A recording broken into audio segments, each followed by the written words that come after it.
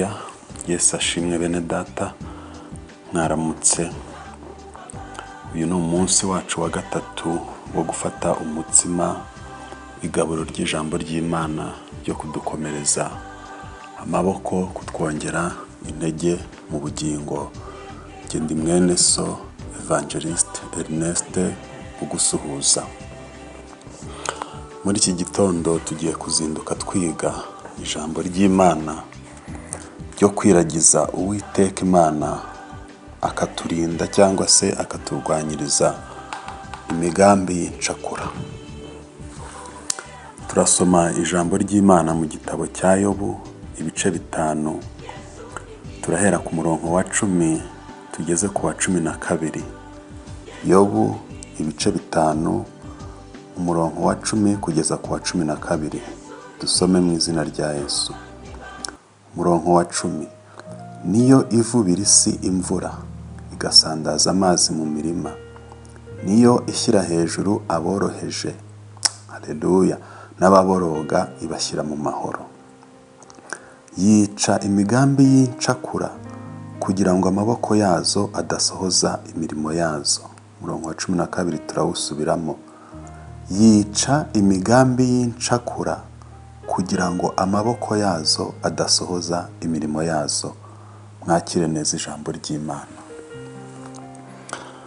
Mu by'ukuri dusomye amagambo adasanzwe kandi akomeye.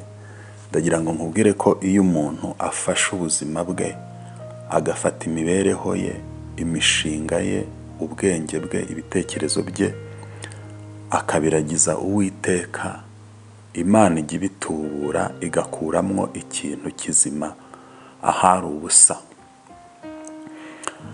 Iyo dusomye Bibiliya dusanga Mose nta kindi yashyize imbere y'Imana uretse gukwetura inkweto ze, bisobanura kwihana no guca bugufa kubaha Imana, ubundi agatanga icyo afite. Ubwo Imana yamuhaga mission ikomeye yo kuvana ubwoko bwayo muri Egiputa, yaramubajije ngo icyo ufite ni iki? Inkoni. Tekereza nawe inkoni, agati kumye kadapima n'ibiro 10, kukarambika hasi gusa, Imana igahinduramo inzoka. Inzoka yari ikimenyetso cya power muri Egiputa, kandi yamubwira ngo yongera yifate ikongera igahinduka kagati.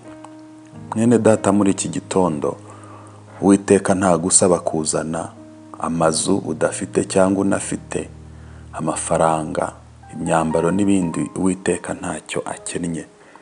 Imana ishaka ko uzana umutima wawe, ukazana agakiza ufite imbere yayo, ukemera ko uri umunyantege nke, ukumvira Imana, ukinjira mu mugambi w'Imana.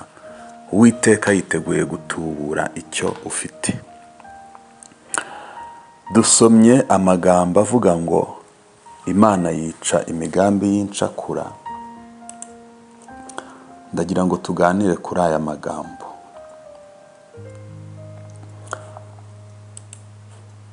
Iyo usomye ijambo ry'Imana ukaryumva neza muri iki gitabo, twibuka Yohana wari intumwa ya Yesu, umwe mu ntumwa za Yesu,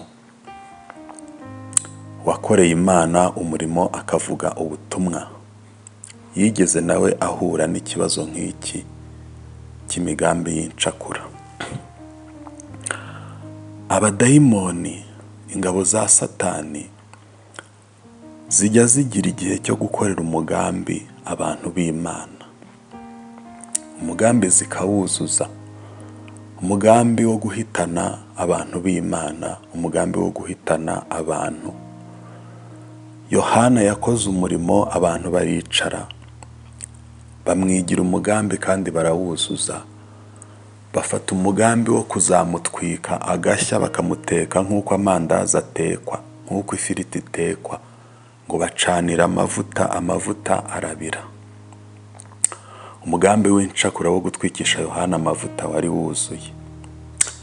Ariko Yohana, haleluya, yari yarikomeje ku Uwiteka.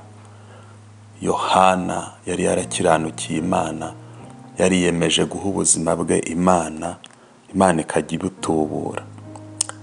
Hari indirimbo igira irimbwa ivuga ngo na nyuma ya zera Imana igikora.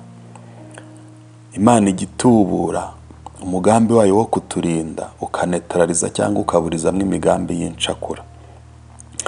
Bamutereye mu ngunguru y'amavuta batazi uwo batereyemo ko ari umuntu Uwiteka Imana yishimira. Imana ijya kwivanga n'itanura ry'ingunguru y'amavuta, umuriro w'amavuta iwuhindura ubusa. Ahubwo Yohana ngo bamukuye mu ngunguru babona afite umubiri mwiza utoshye. Ndashaka kukubwira ko ibibazo ufite byaka, bicanye maremare, bikwasamiye, hari Imana iri imbere yabyo, yabanje mu ngunguru, yabanje mu isafuriya, yabanje mu mbabura incakura zishaka kukokerezaho. Imana ishimwe. Ndagira ngo nsozereze ku basore batatu, Saduraka, Meshake na Abedenego, ubwo benyegezaga itanura inshuro 7 bakabatereramo. Imigambi y'incakura icurwa n'abadayimoni ngo ihitane abantu, ziza ari impanuka zihuse umuntu apfe, buza ari uburwayi budasobanutse umuntu apfe. Imana ijya iburizamo ibyo bintu ikabihindura ubusa, tukabaho kubwo kuyiringira. Abasore ngo babatereyemo ariko bagize guhamya, bamurika imbere y'Imana kwizera. Mwene data unkurikiye, jya ugira ikintu umurika imbere y'Imana. Muri iki gitondo tekereza icyo wamurika imbere y'Imana. Uwiteka Imana ashaka ko turonshinga kwizera. Uwiteka Imana ashaka ko turonshinga gukiranuka imbere ye. Uwiteka Imana ashaka ko turonshinga intege nke zacu imbere ye, tukabimumurikira tukamubwiza ukuri. Yiteguye gukuramo ibidafatika, yiteguye gukuramo ibyaha n'intege nke, agatubura imikorere yacu, akatwambika imbaraga. Abasore kubwo guhamya ko Imana ishobora byose bakanavuga ngo naho itadukiza ntabwo turi bupfukamira izo mana zawe. Haleluya. Ngo babatereye mu muriro, ibirimi by'umuriro, ho Yesu ashimwe. Marayika ukomeye w'Uwiteka ajyamo, umwana w'intama w'Imana ajyamo, arabifata. Imigambi y'incakura, inama z'ikuzimu zikorerwa abana b'Imana hano ku isi, arabifata. Abifata umunwa, umuriro awuhindura parufe, umuriro awuhindura ubusitani bwo gutemberamo, hahinduka greening. Kandi arangije yiyereka umwami mu rurimi yumva. Umwami abona ko abonye umwana w'intama w'Imana, aravuga ngo twashyizemo 3 ariko mbonye 4. Ndashaka kukubwira ngo iyo ukiranukiye Imana ukayumvira, ukayimurikira ukuri, Imana igiza n'ubutabazi, kandi ibyari biguhize bikurwanya ikabiha iyerekwa. Imana ifite ubushobozi bwo guha ubukene bukugarije iyerekwa, ukamenya kuri uw'Imana, watabawe n'Imana. Imana ifite ubushobozi bwo guha iyerekwa uburwayi, byatezaga uburwayi bikibwiriza. Imana ifite ubushobozi bwo guhangana n'urupfu rwari ruguhagurukiye, rukibwiriza rugahunga. Imana ifite ubushobozi bwo kuvugana n'imitwe y'abana bawe bakagira ubwenge. Imana ifite ubushobozi bwo kuvugana n'akazi ukora ukagira umugisha, kandi ivugana nabyo mu rurimi byumva bikibwiriza bikagenda. Imana y'aba basore yarubashywe mu gihugu, umwami aratura ngo niyo Mana izasengwa. Muri iki gitondo turashaka ko Imana yacu ari isengwa. Turashaka ko twera imbuto, abantu bakabona imbuto zacu bakadukurikira. Turifuza ko Imana ikora ibitangaza yongera kugaruka mu buzima bwawe muri iki gitondo. Reka ngo usengere. Uriteguye? Sengana nanjye. Nyuma y'aka gapoze ndaje nkubwira ibyifuzo dusengera. Urakoze. Ndifuza kugusengera kugira ngo imigambi y'incakura yakorewe aho wamenya cyangwa utamenya, haba ikuzimu haba mu bantu bakoreshwa na Satani, kuko bijya bibaho. Ndifuza kugusengera kugira ngo Uwiteka Imana kugarukeho, akwicira imigambi y'incakura mu kazi kawe, havemo ubuzima, hari urupfu hava ubuzima. Mu burwayi ufite, niba uri kwa muganga, uri mu bitaro twumva, Uwiteka Imana afite kugukoraho ibintu bigahinduka. Ese urwaye amaso, ese urwaye umutwe, ese urwaye umutima, ese ufite umuvuduko, ufite ibibazo bitandukanye, ndagira ngo dusenge Imana. Uhangayikishijwe n'iki muri iki gitondo? Ni ubushomeri, ushaka kubaka urugo, wabuze urubyaro, Uwiteka avuganye nawe ngo hari imikasi ajya azana y'umuriro, agakata imigambi y'incakura. Itanura ry'umuriro ryari ryakijwe na Satani ku buzima bwawe rikazima. Haleluya. Uwiteka Imana ajya yica imigambi y'incakura, ibyari bifunze ubuzima bwawe, byari bifunze ibyishimo byawe bigacecekeshwa. Turifuza ko iminwa y'intare iceceka ku buzima bwawe. Fatanya nanjye gusenga muri iri sengesho. Uwiteka Mana Nyiringabo, Imana ikomeye, sengeye uyu muntu twafatanije mu iri jambo. Ndasengera umutima we kugira ngo uwuhe amahoro.